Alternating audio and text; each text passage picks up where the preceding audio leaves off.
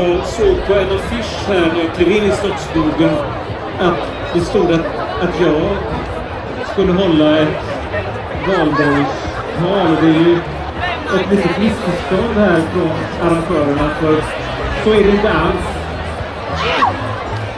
Mitt jobb var att hitta någon som skulle hålla ett valborgstal. Jag har verkligen jagat, mina vänner. Jag har ringt till alla, men det har inte gått så bra. Statsministern har tackat nej. Den nya påven har ghostat mig. För att inte tala om den gamla påven. Och Johnny Depp var upptagen. Och Taylor Swift och Kim Kardashian kunde inte heller komma. Jag har väl i princip frågat alla. Nästa år ska jag ringa dem lite tidigare än eftermiddags. Och då kommer det helt säkert att gå bra. Så årets valborgstal, kära vänner i Slottsskogen, är tyvärr kört. Men för att åtminstone motivera min plats i den kommunala valborgsorganisationen så har jag istället gjort något annat. Jag har helt enkelt förberett Göteborgs stad inför framtidens valborgstal. För att vara säker på att det ska gå bättre nästa år har jag tagit fram en liten kommunal manual, en valborgstalsbruksanvisning som alla kommunala valborgstalare i framtiden kommer att kunna använda sig av, så att det inte blir så här igen. Oj, då blir vi en så här var vänner. Ett valborgstal måste alltid börja med en tankspridd och liksom lite förvirrad inledning. Ja, det har vi ju faktiskt säkrat här ikväll. Och sedan måste valborgstalaren tala lite grann om vädret. Det är lag på det. Det måste man göra, och det är lite konstigt eftersom alla som är här redan vet vilket väder det är. Och om man står utomhus i Slottsskogen på valborgsmässoafton och inte vet vilket väder det är,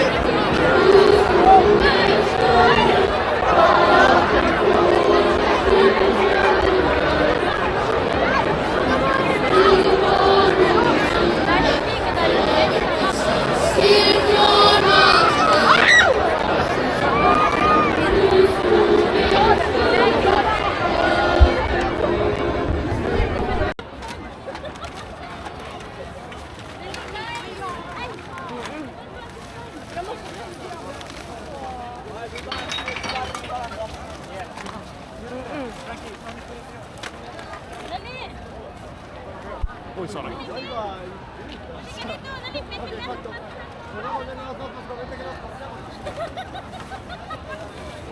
Oh, sige, sige.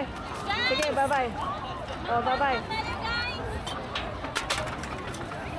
Halika, Paano kita tutulungan? Naka-video ako. Sige, pulot.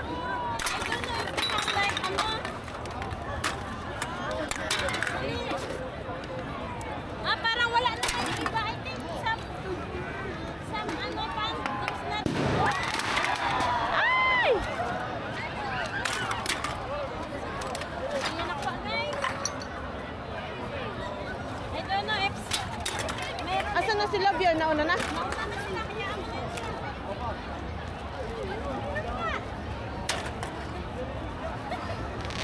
Tara na.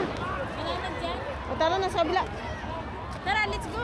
Sa kabila naman tayo. Tara. Dalhin mo to ano.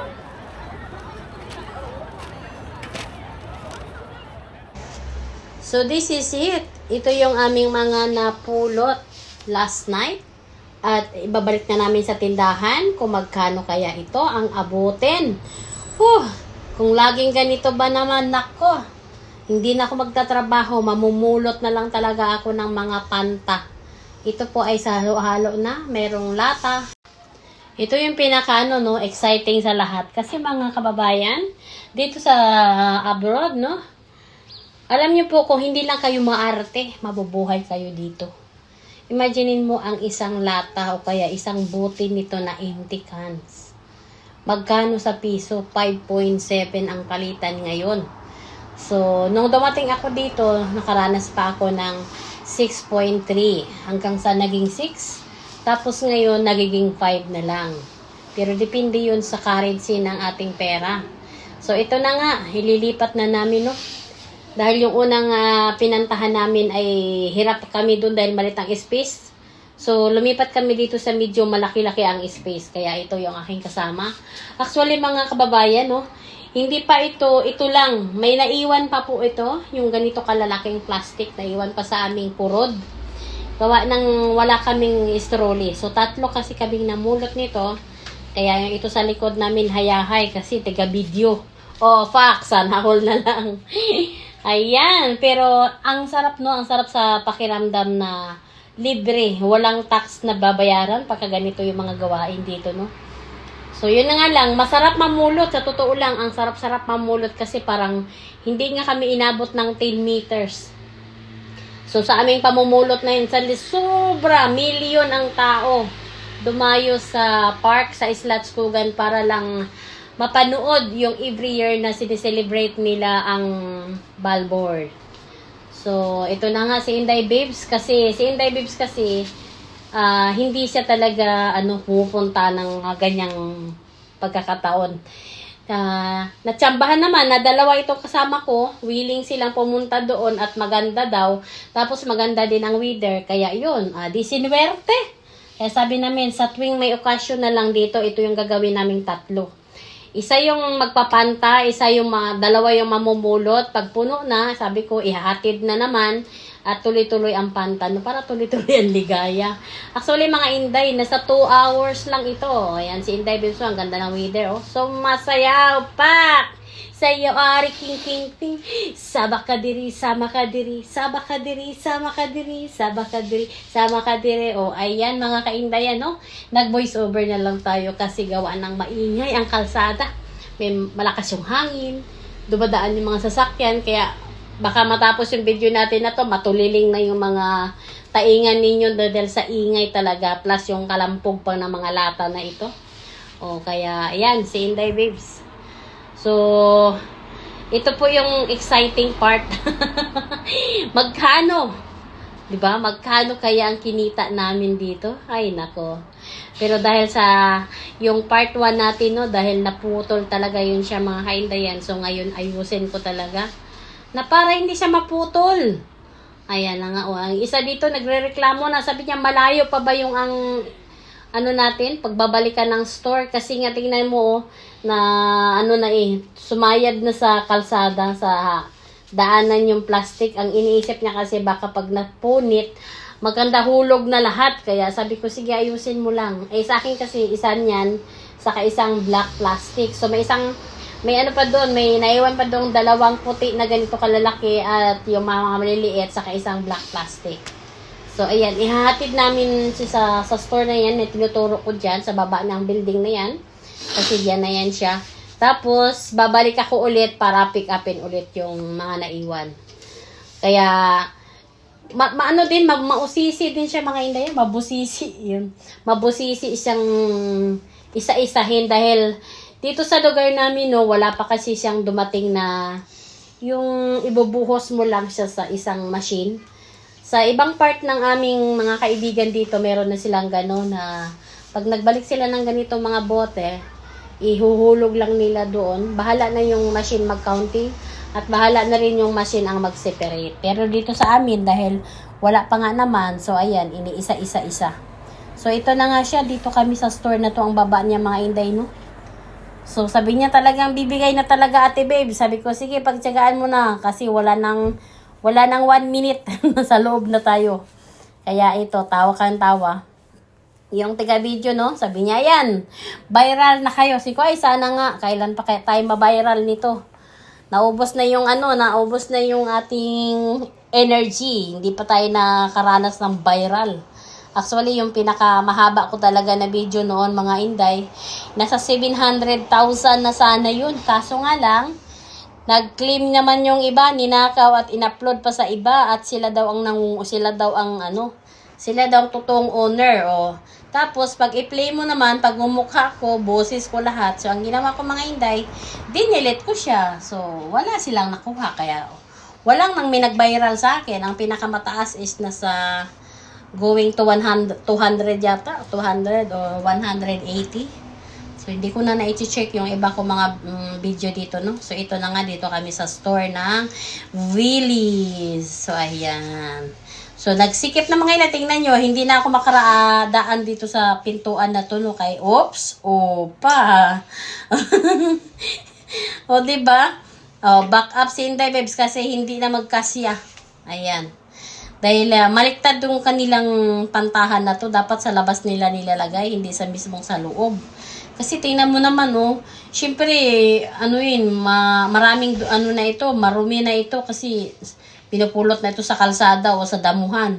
I-store siya, sa loob talaga siya. Dapat dito lang sa entrance nila nilagay yung kanilang pantahan. Pero hindi ko alam kung bakit pinaloob pa nila ng gusto.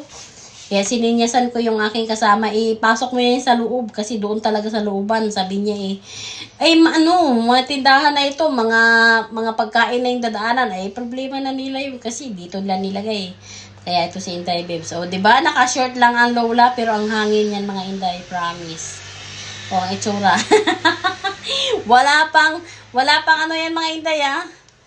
Talagang para kaming pinagkamalang dyan, mga patay gutom. Pero sige lang, pagtawanan nyo lang kami, tandaan nyo, nasa amin ang pira. O, ayan. Basta hindi ka maarte, mabubuhay ka dito. So guys, dito na kami sa Willys. So, Sira ba ang banta na sila. Ayan, stick. Hindi na siya ready. Ang dami po. So, titingnan namin kung magkano ito lahat. Tapos meron pa silang natira doon na 2 sila na mulot. So, marami pa.